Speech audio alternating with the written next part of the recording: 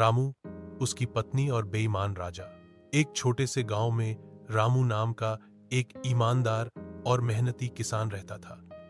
वह हर रोज खेतों में काम करता और जो थोड़ा बहुत अन्न उपजता उसी में अपनी पत्नी सीता के साथ मिलकर संतोषपूर्वक जीवन बिताता। सीता एक समझदार, सुलझी हुई और अपने पति का पूरा साथ देने वाली स्त्री थी।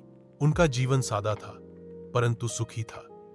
लेकिन उस क्षेत्र का राजा वीर सिंह अत्यंत लालची और अत्याचारी था। उसे अपनी प्रजा की कोई चिंता नहीं थी। उसका एक ही उद्देश्य था, लोगों से ज्यादा कर लगान वसूल कर अपने महल की शान बढ़ाना। एक दिन राजा के सिपाही गांव में आए और घोषणा की, जिस किसी ने भी इस बार का लगान नहीं चुकाया उसकी जमीन जब्त कर ली जाएगी।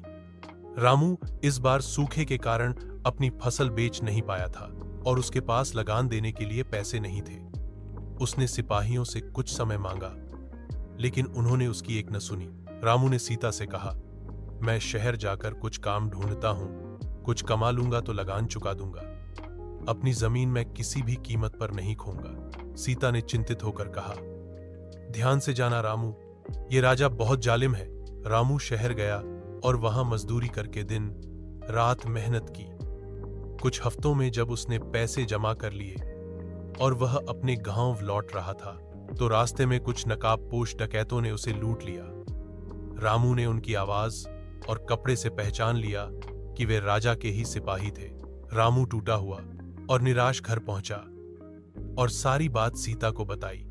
सीता ने गुस्से में कहा, अब बहुत हो गया, हम चुप नहीं बैठेंगे, अन्याय के खिलाफ लड़ेंगे। रामू और सीता ने गांव के लोगों को इकट्ठा किया और राजा के खिलाफ आवाज उठाई।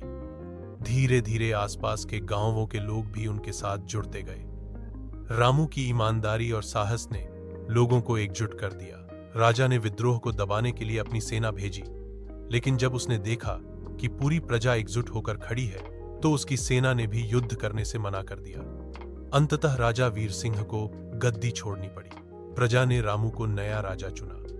रामू ने अपने शासन में न्याय, ईमानदारी और समानता को प्राथमिकता दी। सीता हमेशा उसकी ताकत और सलाहकार बनी रही। इस प्रकार एक साधारण किसान और उसकी पत्नी ने न केवल एक बेईमान राजा को गद्दी से हटाया बल्कि पूरे राज्य में एक नए युग की शुरुआत की, एक ऐसा युग जहां न्याय और सच्चाई की जीत हुई।